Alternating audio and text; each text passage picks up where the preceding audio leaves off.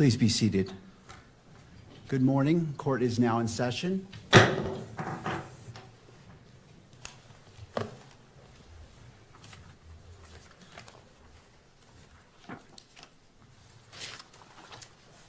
Calling the case 251403576, State of Utah versus Tyler James Robinson. Counsel, could you enter your appearances, please?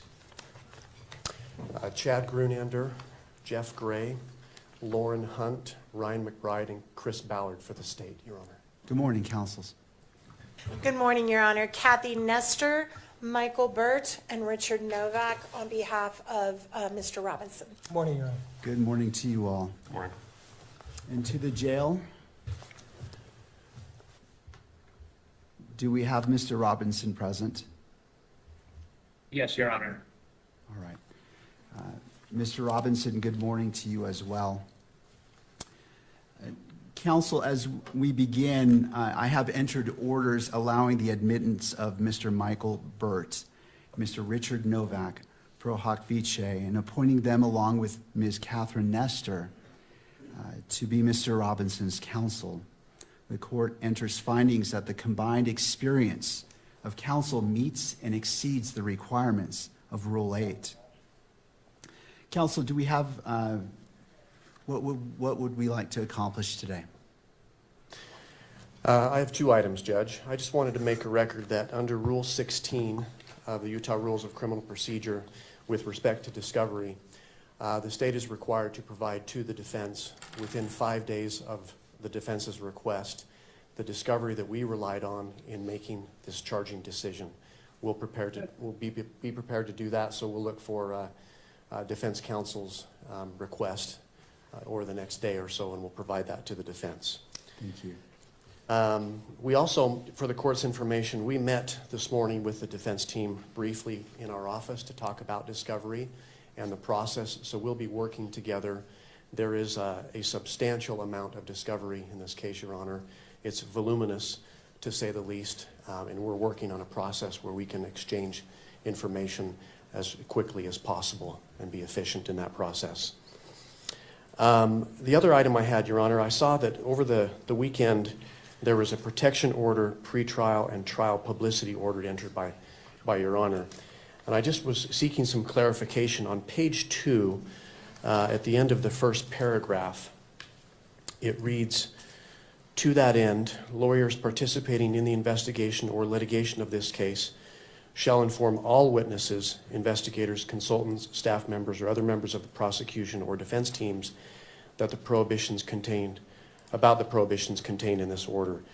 The state were seeking some clarification with respect to the phrase "all witnesses," Your Honor. There are a number of witnesses that have yet to be identified that will likely be used in the state's case. This occurred in front of 2,000 to 3,000 students at Utah Valley University. So we're in the process of identifying those witnesses. And so those individuals are presently unknown right now. So we're looking for a little clarification from the court. And I suppose we're not going to make any arguments today, but there may be some follow-up pleadings that we may need to file. Thank you. Ms. Nestor, did you want to be heard about that issue? No, Your Honor, we would defer to whatever the court wants to advise them on that matter. I mean, I think it's fairly obvious that we don't know who all the witnesses are in this case yet. I think it's just important that if anyone is identified that they have information about this order. So I think other than that, we wouldn't weigh in on any other matter. Thank you. Well, thank you for that question. That's an important one. The court will rule that as the witnesses become known to each side, that information is conveyed to abide by this order. Obviously, there are potentially many witnesses, and so it's not the expectation that you would be able to do that up front, but as they become known, I would ask that you would inform them of this. Anything else, counsel?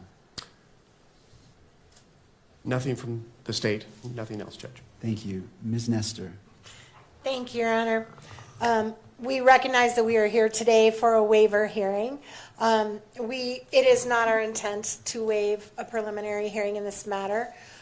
We are going to be seeking that one be set. However, based largely on what the state just referred to as far as the voluminous nature of the discovery materials, we do think it would be prudent to simply reset for another conference, another waiver hearing, a little bit down the road, where we have a better idea once we start seeing the discovery as it rolls in.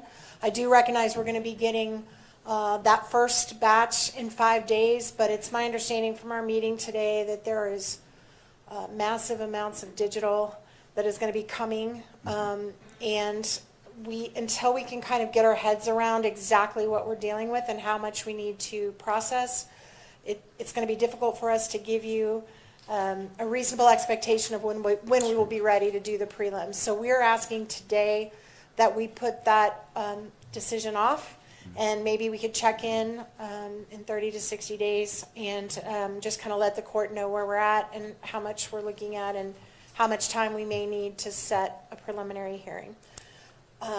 Also, as far as a detention hearing, we are not asking the court to address that issue at this time. Under the statute, the issue is going to come down to the question of whether there's substantial evidence, which right now we're just not in a position at all to be able to even argue to the court. So we are probably going to ask that the court delay that decision possibly until the time of the prelim. But if it's sooner, we will ask the court for a hearing. But at this time, we are not asking the court to make any decisions on that matter. Thank you, counsel. In regards to the next hearing date, how about October 30th at 10 a.m.? That works for the state, Your Honor. Thank you. All right. That's fine for the defense, Your Honor. All right. Now, as we're at the beginning, anything further from counsel from either side? No, Your Honor. Thank you. No, Your Honor, thank you. As we are at the beginning of this case, it is my intent to only speak when I'm needed or it is necessary. But today I do wish to provide guidance and expectations that you can have for this court and wish to enter an order as well. As this case moves forward, Mr. Robinson's constitutional rights will be protected at every stage. He sits before this court presumed innocent, and that presumption remains unless and until each element of every offense charged against him is proved beyond a reasonable doubt. At the same time, and as applicable, victims are entitled under our Constitution to be treated with fairness, respect, and dignity, free from harassment or abuse. Justice demands that both of these principles, the rights of the accused and the rights of victims, be honored without compromise. I remain steadfast in my oath that I made 56 days ago to support and defend the constitutions of the United States and of Utah. I will carry out my duties with fidelity, transparency, and impartiality, treating every person who appears before me with the dignity and respect they are inherently due because they are human beings. Let me be clear. I will not put my finger on the scale of justice. These proceedings will be open to the public, conducted in accordance with the law, and handled with diligence and competence to ensure that justice is never compromised. It is the standing order of this court that Mr. Robinson shall be allowed to appear in person so he can fully engage with his attorneys and participate in these legal proceedings.